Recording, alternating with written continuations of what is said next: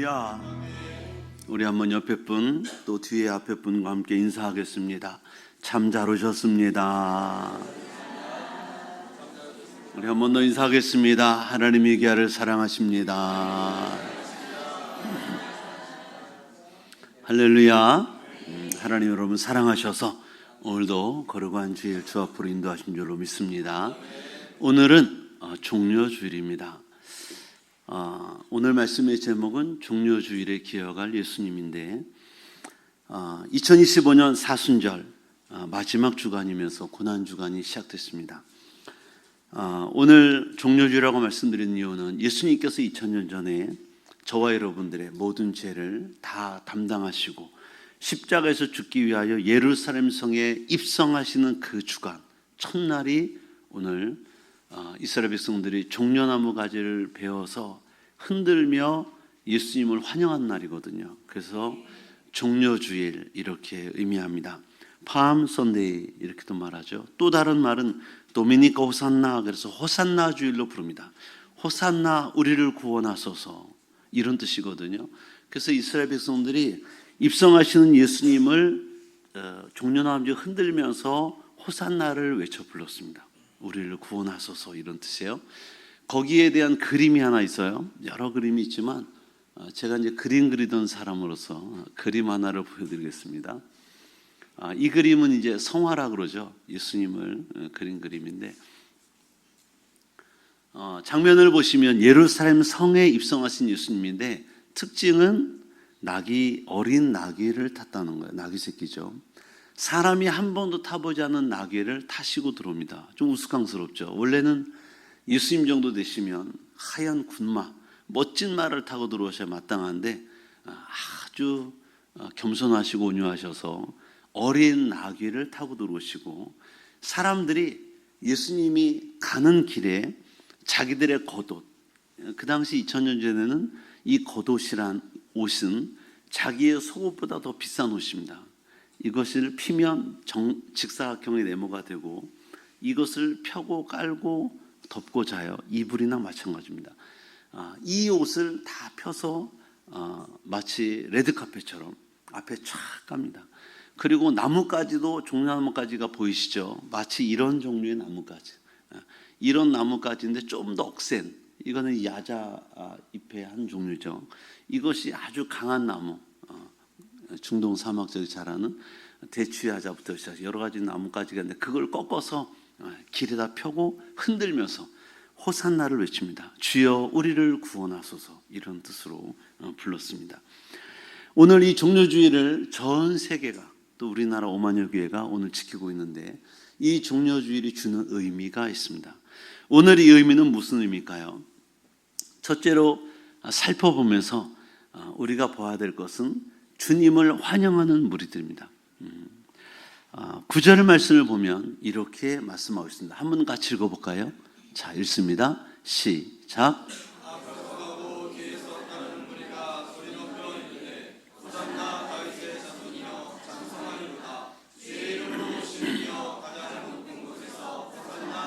아멘. 앞에서 가고 뒤에서 따르는 무리들 이렇게 말해요. 저희가 이제 이스라엘을 2번 갔다 왔거든요. 우리 교회에서.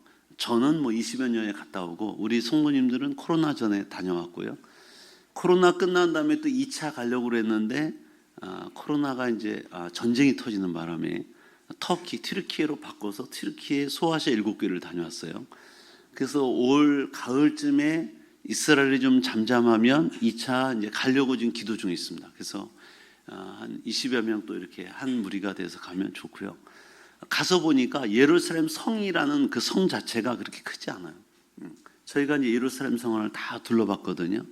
둘러봤는데 역사학자들에 의하면 이때가 6월절, 이스라엘의 명절입니다.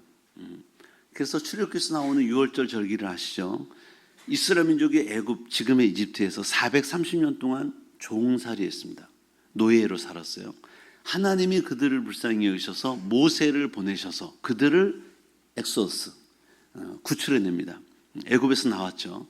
그 나온 날 마지막 10가지 재앙 중에 마지막 재앙이 장자의 죽음의 재앙이에요. 사람으로부터 짐승의 첫 새끼, 장자들은 다 죽이는, 재앙을 주는 하나님의 심판이었습니다. 그때 이스라엘 민족들은 1년 된 어린 양, 염소나 양의 그 피를 그 집, 문, 임방, 좌우설주에 바르고 그 안에 피해 있으면 어떤 사람, 어떤 죄인이 들어가 있든지 죽음의 사자가 애굽에 내려왔을 때 그 피가 발린 것을 보면 유월, 건너뛴다, 건너간다는 뜻으로 유월절 절기를 삼았습니다.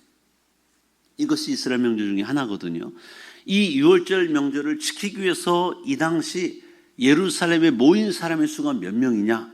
유월절 절기를 지키기 위해서는 1년 된 양이나 염소를 잡아서 불에 태워드려야 되거든요. 그 제사 때 쓰인 양의 숫자가 기록되어 있습니다. 25만 마리, 25만 마리.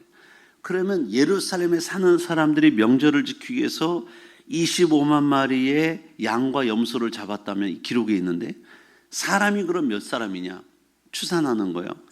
출애굽기서에 보시면 1년 된 양이나 염소 수컷을 잡아서 사람 수대로 먹으래요. 다시 말하면 양이 새끼가 보통 요만한 강아지만 개만 하죠. 큰 개만 한데 그것을 잡아서 몇 명이 먹겠냐? 보통 성인 5명이 먹습니다. 그럴 경우에 예루살렘 성에서 잡은 유월절의 양수가 25만 마리면 추산해서 125만 명 정도가 모였을 것이다. 추산하는 거예요. 어떤 분은 200만 명이 모였을 것이다. 제가 예루살렘에 가보니까 그 당시 예루살렘에 사는 인구가 10만이 안 됐다고 그러거든요. 그런데 100만 명이 넘게 모였으면 어깨가 부딪히며 다닐 정도였을 거예요.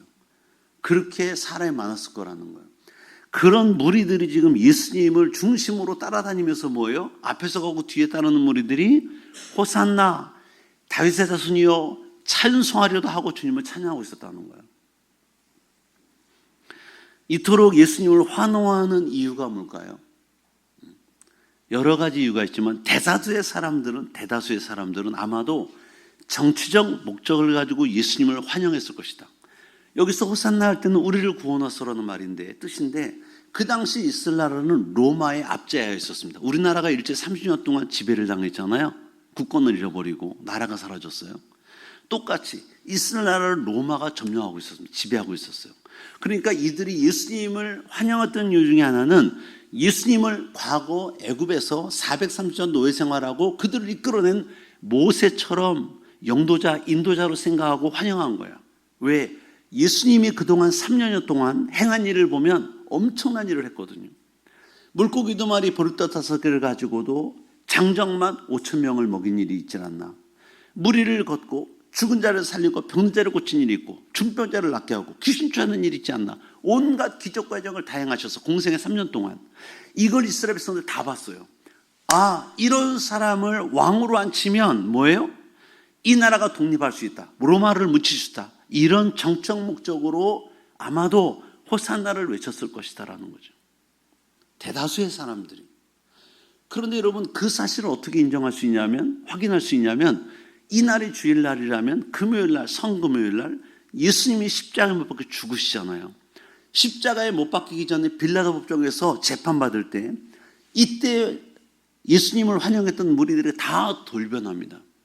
그들은 예수님을 어떻게 기다리고 있었어요? 정청 메시아.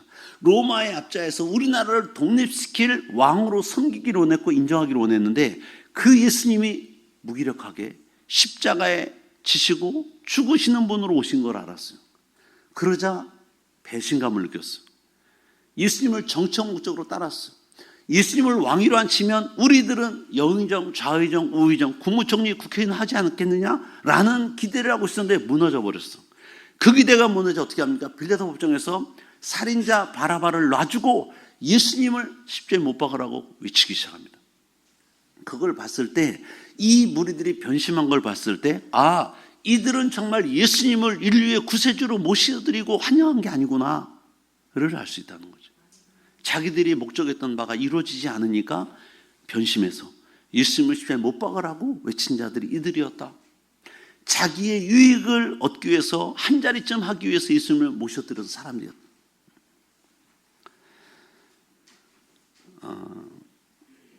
그러나 주님은 이 예루살렘 성에 입성하실 때 조금 아까 그림 보셨듯이 어린 나귀를 타고 입성하실 때 앞에서 가고 뒤에서 외치며 다윗의 자손이여 우리를 구원하소서 하고 찬양하며 소리칠 때 예수님은 그 모든 일을 다 알고 계셨다는 것. 내가 5일 뒤면 빌라부전에서 재판받고 십자가에서 비참하게 죽을 것을 알고 계셨어요. 그럼에도 불구하고 묵묵하게 주님이 주신 하나님의 그 주신 인류 구원의 사명을 가지고 그 길을 가셨다. 오늘 오후에 2시에 오후 찬양 예배 때는 영화를 보기로 했어요. 패션 오브 크라이스트. 멜 깁슨이 만든 영화인데 제가 쉽게 또는 중교 영화 저기 누구지? 삼손과 데릴라 엑소더스 등등등 제가 중교 영화 세계적으로 유명한 영화 다 봤는데 그 중에 가장 우수작을 뽑으라 그러면 오늘 볼 영화 그 영화를 꼽습니다. 왜냐하면 예수님이 겟세마네 동산에 기도하는 순간부터 부활하는 순간까지 3일을 그린 영화인데 이것처럼 완벽하게 의상이라든지 하는 말 대사도 그 당시 히브리인들이 쓴 아람어를 씁니다. 그 당시 말 2000년 전에 말을 써요. 이분이 정말 잘 만들었다. 이분이 가톨릭 신자로 제가 알고 있는데 그래서 마리아가 종종 나와요. 마리아 숭배사상 있죠, 가톨릭에는. 그래서 마리아를 종종 내세우는데 그래도 우리는 이제 인간적인 예수님의 어머니로 이제 보는 거죠. 어머니의 정이 거기에 보여요. 예수님이 우리를 위해서 어떤 고통을 당한지를 리얼하게 다 40대를 맞으면 사람이 죽는다는 매를 넘게 맞습니다. 등가죽이 다 찢어지잖아요. 흘린 피, 십자가에 달릴 때 그 모습 아마도 정말 그랬을 것이다 저는 생각해요. 다만 하나 틀린 건 하체를 가린 거. 배우가 십자가에 달릴 때 하체 가린 거 이건 아니에요. 다 벌거벗겨졌습니다. 다. 영화니까 이제 할 수 없이 가렸지만 다 벌거벗겼어. 그리고 달렸다. 그걸 보면 메시아시고 구세주이시고 하나님의 아들심에도 불구하고 그 고통 당하시며 그 처절한 지옥 고통 당을 보면 가슴이 먹먹해져. 그때 그 아픔이 느껴져. 아 정말 여러분 오늘 가지 마시고 식사한 후에 모이셔서 다 보시고 하시기 바래요. 할렐루야. 이건 정말 여러분들이 보셔야 되고 예수님이 나를 위해서 우리를 위해서가 아니라 나를 위해서 달리신 그 고통과 고난을 여러분 한번 보셔야 됩니다. 저렇게 고통당하셨구나, 저렇게 십자가에 지셨구나, 저렇게 못 박히셨구나를 한번 보셔야 돼요. 저렇게 부활하셨구나, 사망 권세를 깨뜨리고 주님이 승리하셨구나까지 나와요. 그래서 오늘 예수님이 예루살렘에서 입성하실 때 앞뒤를 가면서 무리지어 가면서 그 수많은 사람들이 외쳤던 호산나, 감정적으로만 외치던 그들, 일시적으로 뜨거움에 외쳤던 그들, 자기의 유익을 위해서 외쳤던 그들, 사람들이 하니까 자기도 모르게 그냥 한 사람들, 정청 메시아로 착각하고 호산나 부르던 그들, 그런 사람들이 거의 대부분이었다. 그러나 개 중에는 아마도 믿음으로 따랐던 사람도 있을 거예요. 소수이긴 하지만 오늘 믿고 영접한 자에게 주신 하나님의 전세를 가지고 우리도 예수님께서 십자가를 묵묵히 지고 하신 것처럼 우리도 그 사명 잘 감당하고 십자가를 지고 갈 줄로 믿습니다. 그래서 그 따르들은 우리를 보면서 우리를 돌아보죠. 둘째로 2000년 전 바로 우리 종려주의론 우리에게 어떤 경우를 주자면 우리 주님께서 우리에게 맡기신 일을 묵묵히 감당해야 된다는 거예요. 저 여러분들은 다 사명이 있는 걸 믿으시기 바랍니다. 옆에 사람과 한번 인사해봐요. 교회에게는 하나님이 주신 사명이 있습니다.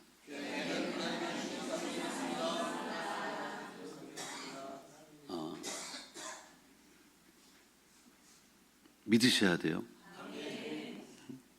우리 국민학교 때, 초등학교죠, 국민교육 현장이 있었어요. 우리는 역사적 사명을 띠고 이 땅에 태어났다 이렇게 시작하죠. 이거 모르는 사람들은 다 젊은이고 아는 사람은 노인네요. 이거 국민교육 현장 외웠거든요. 하나님이 우리를 이 땅에 보실 때 그냥 보내신 게 아니에요. 물론 철이 없고 어릴 때는 하나님이 내게 무슨 사명을 주셨대 모를 수 있어요. 그러나 하나님은 분명히 이 땅에 우리를 보내실 때 우리에게 사명을 주셨어요. 우리 중고 청만 한번 옆에 사람과 인사하겠습니다. 너에게 하나님 주신 사명이 있대. 4층은 눈으로만 했어? 쳐다보고.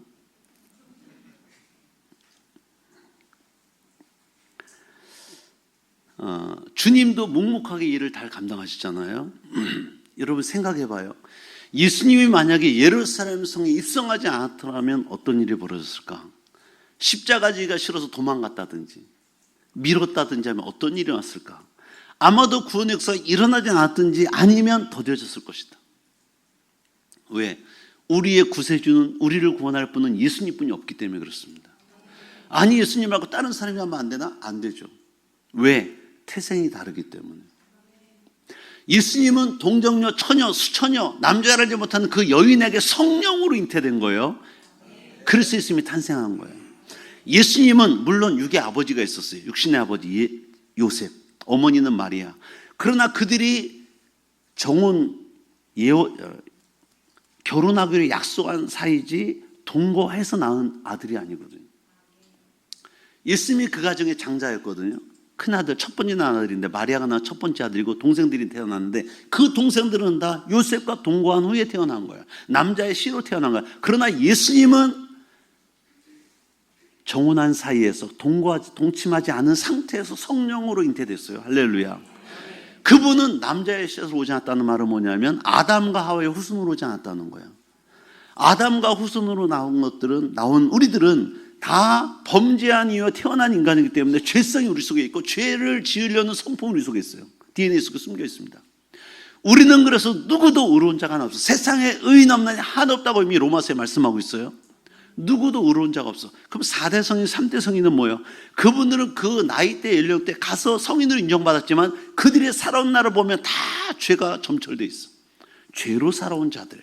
그들은 우리를 구원할 수 없습니다. 그러나 예수님만은 4대 성인, 3대 성인 중 한 분이지라고 말하지만 그분은 태생이 다르다. 남자를 알지 못한 수처녀 마리아에게 성령으로 잉태되어서 예수님이 탄생했기 때문에 그분만이 원죄가 없고 죄를 모르심으로써 완전한 의인으로서 우리를 구원할 자가 되심을 믿으시기 바랍니다. 그 예수님이 십자가를 피하지 않으신 거예요. 인류를 구원하실 분, 메시아로 오신 그분이. 그래서 누가복음 19장 28절을 보시면 우리가 21장 읽었거든요. 지금 그 2장 전에 보면 예수님이 예루살렘 올라가시려고 할 때 어떻게 하시냐면 그 길을 피하지 않으셨다는 거예요. 먼저 앞장서서 가셨다라는 거예요. 예수께서 이 말씀을 하시고 예루살렘 향하여 앞서서 가시더라. 십자가 고난을 피하신 게 아니다. 멀리한 게 아니다. 오히려 더 앞장서 가셔서 예루살렘 성에 입성한 것을 믿으시길 바랍니다.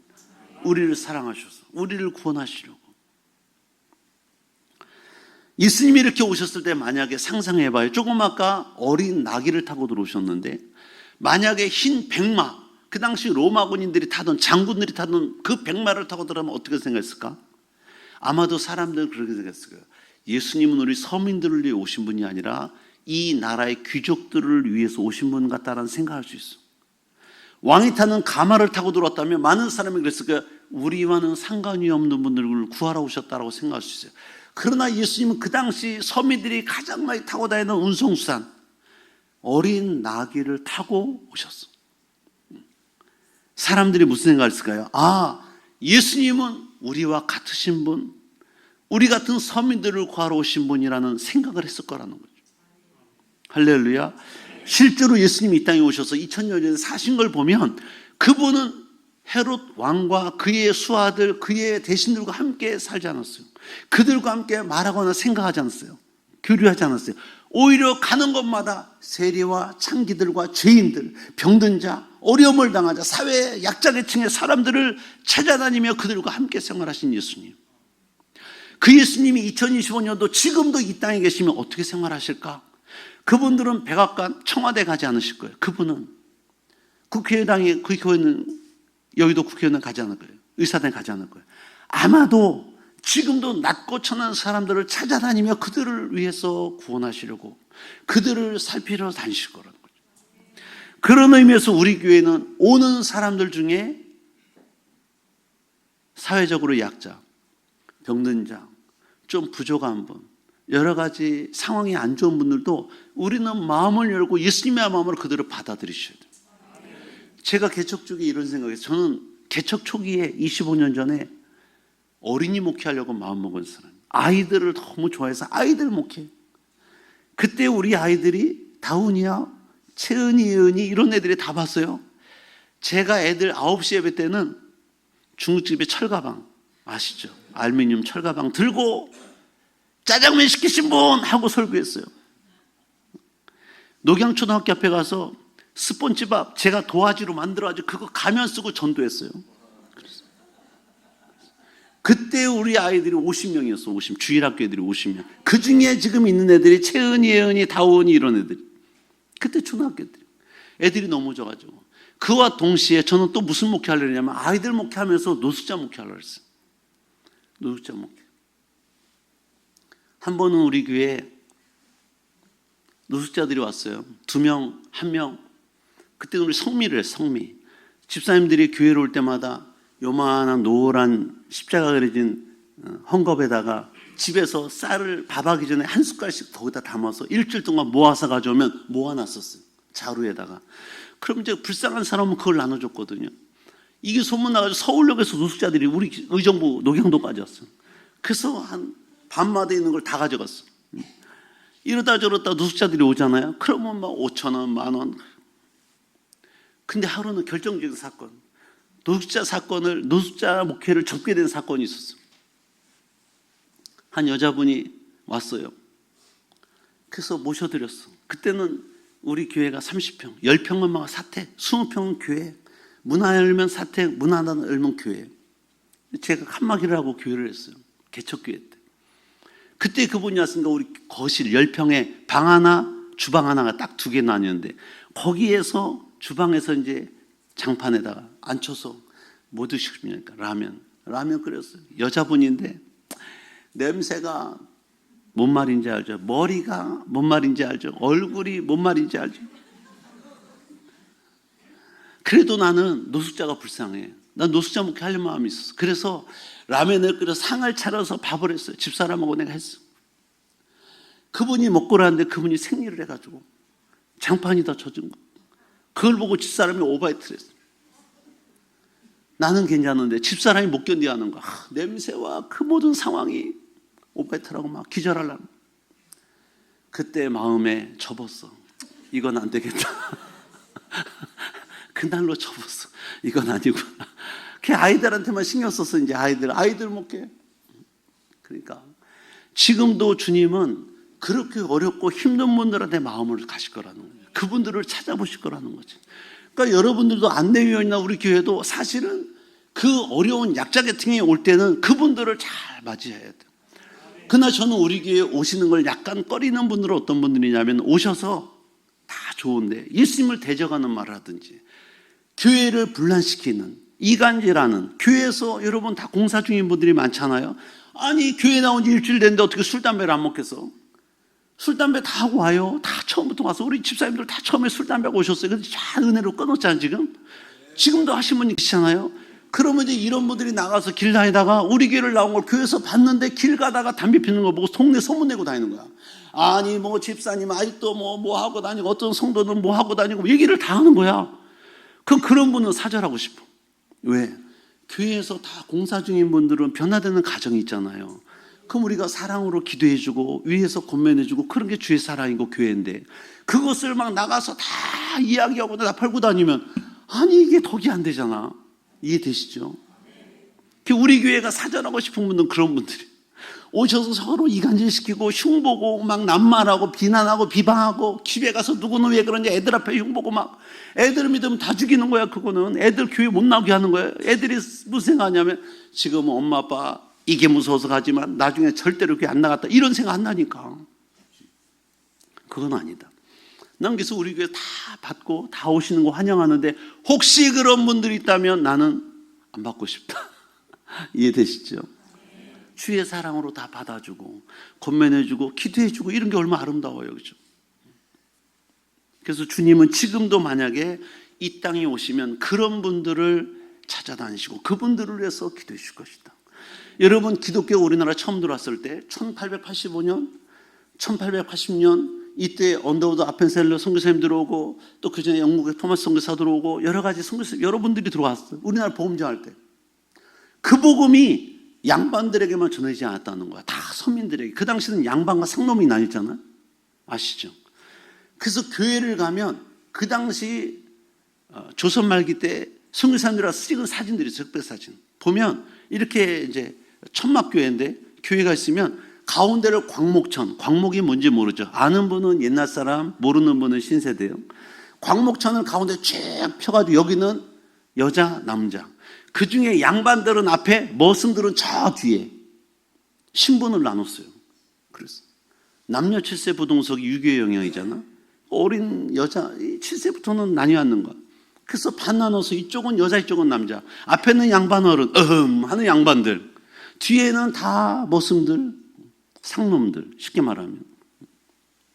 그런데 복음이 누구한테 전해지냐? 머슴들, 일반 서민들에게 먼저 전해졌다는 거야. 이게 얼마나 감사해요. 이화여대 전신, 또 연세대학교 전신, 그 이화여대도 배지에 보면 1885년인가 80년이 써 있어요. 그게 뭐냐면 선교사 와서 그 이화학당을 세운 거거든요. 그게 지금 그 학교 배지, 그 벚꽃, 이화여대 그 꽃 안에 있거든요. 그때도 그 이화학당에 나온 사람들이 누구냐 하면 전부 다 기생의 자녀들, 서자 출신들, 그 머슴, 이런 자녀들이 와서 공부했어요. 선교사들이 그중에 똑똑한 애를 미국으로 유학시켜가지고 배우게 해서 한국에서 일꾼이, 우리나라 일꾼이 된 거예요. 그래서 제가 알기로는 우리나라 최초의 목사님이 양반이 아니에요. 상놈이 오히려 머슴이 더 목사님, 1호 목사님, 제가 알기로는. 만약에 이 복음이 들어와서 양반 사회만 전파됐다면 아마 제2의 유교가 될 수 있어요. 서민들은 범접할 수 없는. 근데 이 복음이 전부 다 낮고 천한 서민계층에 먼저 나가가지고 이 복음이 아름답게 우리한테 전파된 거예요.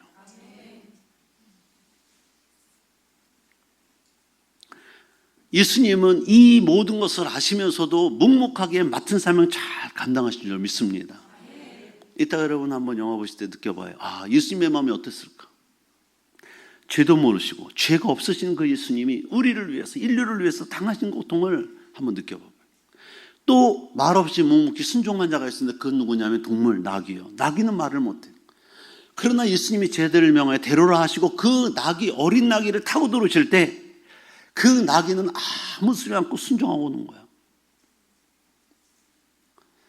여러분, 저는 오늘 예수님의 모습을 보고 어린 낙이의 모습을 보면서 우리에게도 주님이 원하시는 게 있어요. 우리에게 주신 사명이 있는 줄로 믿습니다. 말없이 묵묵히 내게 주신 사명을 감당하고 나가요. 할렐루야. 그럴 때 주님이 우리 교회를 기뻐하시고 저와 여러분을 기뻐하실 줄로 믿습니다. 셋째로, 그러면 우리는 어떤 자세로 오늘 종려주일을 맞이해야 될까요? 이 행렬의 주인공이 누군지를 분명히 알고 가자는 거예요. 이 호산나 외침의 주인공이 누굴까? 예수 그리스도시잖아요. 10절 말씀을 보겠습니다. 10절 11절 말씀 보니까 이렇게 말해요. 예수께서 예루살렘에 들어가시니 온 성이 소동하여, 온 성이래. 그러면 그 성에 있는 모든 사람, 아까 100만 정도가 이상이 모였다는, 예수님을 맞이한 사람이 몇십만일 거예요. 그들이 소동하여 이르되 이는 누구냐? 왜? 지금 누군가가 어린 나귀를 타고 들어오는데 막 소동이 일어났어요. 호산나 외치고 난리 났어요. 누구냐? 그들이 대답합니다. 갈릴리 나사렛에서 나온 선지자 예수다. 근데 저는 이 당시 이 고백이 만약에 좀 더 디테일하게 갈릴리 나사렛에서 나오신 메시아 구세주 예수님이 되면 더 좋았을게요. 마음이. 지금도 유대인들은요, 2025년 지금도 이스라엘 유대인들은 75%가 유대인인데 그들이 뭐라고 말하면 예수님을 그냥 선지자 중에 하나 이렇게 말합니다. 이슬람 교도들도 구약을 갖다 코란에 넣잖아요. 코란에 넣었을 때 그 예수님을 모르는데 그 예수님도 우리는 구세주 메시아로 이를 구원할 자로 믿고 있지만 그들은 뭐라고 믿냐면 선지자 중에 하나. 안타깝죠. 저 여러분들은 이 예수님을 누구라 믿고 있습니까? 나는 예수님을 누구라 믿고 있습니까? 이것은 정말 중요해요. 오늘 종려주일의 주인공인데 그 행렬의 주인공 예수님이 나와는 어떤 관계고 그분이 나에는 어떤 분인지를 여러분 분명히 인지하고 깨닫고 있어야 된다. 그분은 나의 구세주, 나를 죄에서 건지실 분, 나를 사망에서 생명으로 옮기시는 분, 그분은 하나님의 아들 또는 천지만물을 창조하신 분 중에 하나, 예수 그리스도. 그분은 나의 아버지가 되시고 나는 그분의 자녀가 되고 그분은 나의 구주가 되신다. 이 고백이 분명하고 이 고백을 가지고 이제는 다른 사람에게도 내가 믿는 예수님을 담대하게 소개할 수 있어야 돼요. 부끄러워하면 안 됩니다. 여러분 자녀들이 여러분 나가서 너희 엄마 아빠 무슨 일 하시노? 어떤 분이시나 얘기할 때 아들, 딸이 우리 엄마 아빠에 대해서 아주 디테일하게 자랑스럽게 말하는 자녀가 있다면 기쁘겠죠. 근데 너희 엄마 아빠 얘기 좀 해보라는데 창피하고 도망가고 말을 안 하고 그러고 있으면 이걸 본 부모가 마음이 좀 그러겠죠. 우리 자녀도 우리에 대해서 말할 때 자신 있게 자랑스럽게 부모에 대한 긍지를 가지고 말할 때 기쁘겠잖아요. 할렐루야. 우리를 구원하시기 위해서 십자가신 그 예수님에 대해서 내가 다른 사람을 소개할 때 그 예수님을 부끄러워하고 말하지 못한다면 이건 뭔가 문제가 있는 거예요. 신앙에 문제가 있는 거 아닙니까? 교회 다니는 걸 가려. 오늘도 오실 때 혹시 누가 어디가 그러니까 뭐라 그랬어요? 슈퍼 가지 어디가? 세일 안 된다. 배추가 오늘 싸대. 이러고 오신 분 계시나요 혹시? 어디가? 잠시 누구 좀 만나려고. 안 되는 거잖아요. 가정이 복음화 되기를 축복합니다. 남편들이 가끔 묻잖아요. 무서운 얼굴하고 어디가? 아유 또리 엄마가 잠깐 보재. 그러고 교회 와. 그런 분들 많잖아요. 나는 그렇게 해서 나온 거 감사하게 생각해. 그러나 이제는 담대하게 내가 믿는 예수님을 좀 알렸으면 좋겠어. 더 나아가서. 할렐루야. 나를 구원하신 예수님, 나를 위해 십자가에 신 예수님, 고통받으시고 고난받으신 예수님을 부끄러워하지 않고 담대하게 얘기했으면 좋겠어요. 그럴 때 우리의 신앙에 은혜가 있고 변화가 있고 능력이 나타날 줄로 믿습니다. 1, 2절 말씀 보시면 예수님은 제 아들로 하여금 먼저 그 예수님을 알게 했어요. 뭐라고 하시냐면 그들이 예루살렘에 가까이 가서 감람산 벳박이를 써 예수께서 두 제자를 보내시며 두 제자 이름은 안 나왔는데 여기서 너희는 맞은편 마을로 가라. 그리하면 곧 매인 나귀와 나귀 새끼가 함께 있는 것을 보리니 풀어 내게로 끌고 오라. 그때 3절에 보면 나귀를 끌고 올 때 누군가 물을 거라는 거야. 누가 묻겠어요? 나귀 주인이 묻겠지. 만일 누가 무슨 말 하거든 주가 쓰시겠다라 그리하면 즉시 보내리라. 두말하지 않고 보낸대. 주가 쓰시겠다 하라. 제자들로 하여금 우리가 모신 예수님이 구주가 되시는구나. 메시아시고 나를 깨닫게 하신 거예요. 할렐루야. 옆에 분과 한번 인사합시다. 이제 인사 한번 할 때 됐죠? 옆에 분과 인사하겠습니다. 우리가 믿는 예수님은 구세주이십니다. 세상을 구원할 구주가 되십니다. 우리를 죄에서 구원할 구세주가 되십니다. 그래서 4절 5절 말씀 보시면 4절 5절 이는 선지자를 통하신 말씀을 이루려 하심이라. 이 선지자 누구냐면 스가랴 선지자예요. BC 518년경에 사역했던 예수님 탄생 518년에 활동했던 선지자. 그 선지자가 예언을 했어요. 스가랴서 9장 9절 말씀 띄워볼래요? 스가랴서 9장 9절 시온에 따라 크게 기뻐할지어다. 예루살렘에 따라 즐거이 부를지어다. 보라 내 왕이 내게 임하시나니 그는 공의로우시며 구원을 베푸시며 겸손해서 나귀를 타시는 나귀의 작은 곳 나귀의 새끼니라. 예수님이 이 나귀 어린 나귀를 타기 전에 이미 스가랴는 선자가 500년 이상 전에 예언했던 내용을 이루신 거예요. 그럼 지금이 2025년도인데 2025년도에서 500년 전이면 우리나라가 1517년경에 518년 뒤에 1517년이거든요. 1517년경이 어떤 때냐? 조선 시대 중종 2년이야. 중종 1왕. 조선 시대 때. 그때 예언한 말씀이 오늘 2025년에 이루어졌다. 이렇게 보시면 됩니다. 518년 뒤에 오늘. 엄청나지 않아요? 주님의 말씀이, 구약의 선지자의 말씀이 500년, 1000년, 2000년, 3000년 전에 하신 말씀도 그대로 이루어지는 거야. 할렐루야. 주의 말씀은 진리다. 어마어마하지 않아요? 5년 전에 한 말이 이루어져도 깜짝 놀랄 텐데, 50년 전에 이루어지면 깜짝 놀랄 텐데, 500년 이상 전에 한 말이 이루어지는 거예요.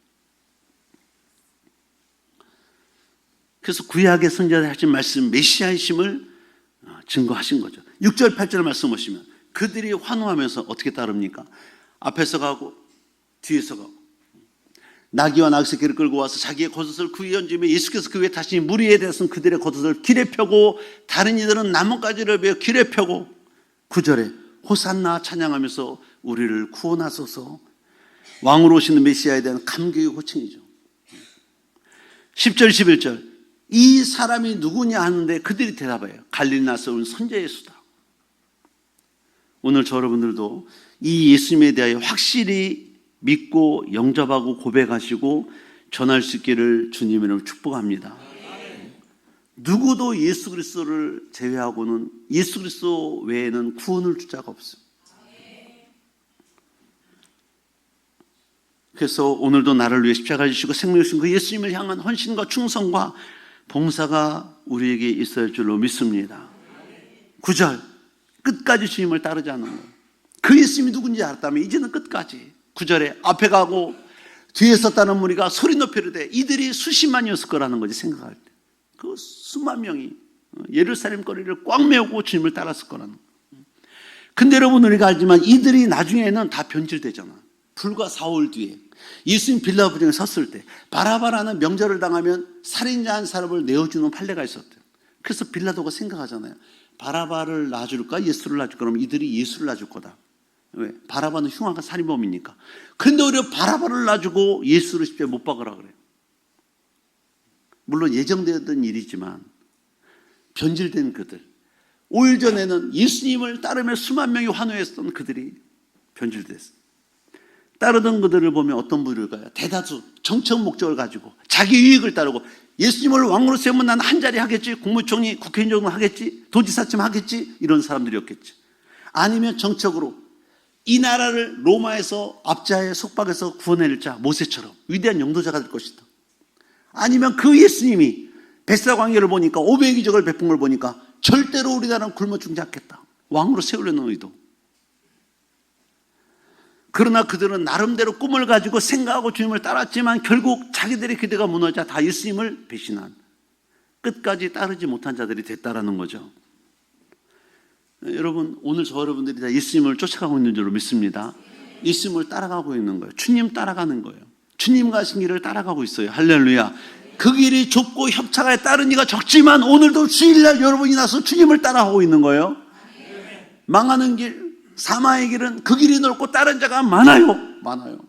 많습니다. 웬만하면 다 놀며 따라가. 다 세상 나오고 가죠.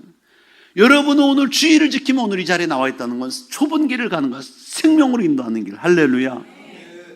그런데 많은 교회 중에 성도들이 교회를 나오지만 그 성도들 가운데에도 어떤 교회는 100명, 어떤 교회는 1000명, 어떤 교회는 10,000명, 어떤 교회는 10만 명 이상도 나오겠지만 그 성도들의 그 마음과 생각이 어떠하냐가 중요하다. 여기 지금 수십만 명이 예수님을 호위하고 호산나 부르지만 불과 5일 뒤에 4월 뒤에 변질되는 걸 보면 자기 유익을 따라서, 자기의 어떤 정책 계산을 따라서, 또는 다른 사람이 호산나니까 무리 중에 자기도 모르게 군중준유로 무리를 외친 자 있었겠죠. 이렇게 가다 보면 뭐예요? 다 변질된 신앙을 갖더라. 오늘 많은 교회, 한국교회 또는 한국 성도들이, 전세계 교인들이, 성도들이 주님을 따라하고 있을 때 우리가 주님을 정말 만나고 그 주님에 대한 확실한 나의 신앙 고백이 있고 그 주님을 끝까지 따라간 자가 돼야 되는데, 만약 그렇지 않고 교회를 나눈 목적이 누가 가니까 나도 가봤어, 군중심리에 의해서 정적 계산이나 또는 어떤 자기 유익을 위해서 교회를 나오고 있다면 그분의 신앙은 바르지 않다. 할렐루야. 물론 교회 처음 나올 때는 그런 의미로 나올 수 있어요. 여자친구 때가 가고, 중고총 애들이 그렇게 많이 하거든요. 야, 그 교회 가면 예쁜 애들이 많대, 한번 가보자. 그러고 가는 애들이 많이 있어요. 우리 때도 그랬으니까. 어떤 사람은 제가 얘기했잖아요. 제가 전사도 있을 때, 전사할 때 성령 건축 전인데, 아니 갑자기 부동산업자들이 몇 명이 등록을 하는 거야. 그래서 왜 이렇게 부동산업자들이 많이 왔지 그랬더니 땅 사고 파는 일에 개입하려고 왔단 말이야. 자기 유익을 위해서. 그 교회가 이제 성전 건축할 것 같으니까 땅 사고 파는 데 관여하기 위해서 온 거야. 교회 건축하니까 다 나갔어요.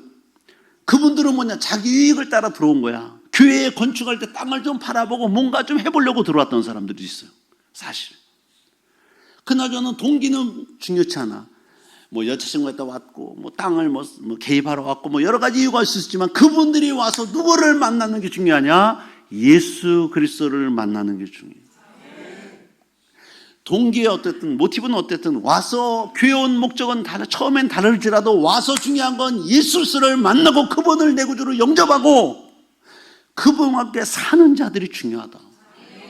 그래서 많은 교회가 종교인이 많아도 1000만 명 있어도 아무 소용없어요. 왜? 무슨 일만 있으면 자기 생각과 예수가 다르면 다 예수님 배반합니다. 유익이 없으면 예수님 배반합니다. 무리가 1000명, 10,000명, 10만 명 중요한 게 아니다. 그 중에 제자가 중요해. 예수님 마지막에 뭐예요? 너희는 가서 모든 민족을 제자로 삼아. 그래, 제자. 제자는 누구냐? 예수님과의 관계가 확실하게 된 사람. 예수님이 나를 위해 죽으셨어요. 예수님이 나 같은 죄인을 구원하여 십자가에 못 박혀 죽으신 거예요. 그 주님만이 나의 구세주가 되십니다. 그리고 그 주님이 이 복음 전을 했으니까 복음을 전하는 자 제자입니다. 할렐루야. 말씀에 너희는 가서 모든 민족을 성도 삼아라, 모든 민족을 무리 삼아라, 이런 말 하죠. 군중 삼아라 한 말이 없어요. 예수님을 따르던 그 많은 군중들이 다 어디 갔습니까? 다 자기들의 목적과 뜻에 따른 거 다 배반했어. 오늘날 살아있는 게, 건강한 게, 정말 하나님 기뻐하신 교회는 어떤 교회냐? 제자가 많은 교회. 그게 더 아멘. 제자가 많은 교회 하나님 기뻐하신다. 따르는 무리가 10만 명, 1000만 명 아무 소용없어요. 4일 뒤에 5일 뒤에 다 바뀔걸. 자기에게 따른 유익이 있으면 배반하고, 자기가 목적인과 다르면 배반하고, 1000만 명인데 무슨 소용이 있어요? 다 떠나가는데. 정말 예수님을 끝까지 따른 제자들이 있었어요. 여러분 성경 자세히 보시면 피땀 흘린 기도 겟세마네 동산까지 함께 간 제자들이 있었어요. 그리고 십자가 지시고 골고다 언덕에 올라갈 때 지신 예수님, 매 맞고 채찍 맞고 지신 예수님의 그 십자가를 대신 진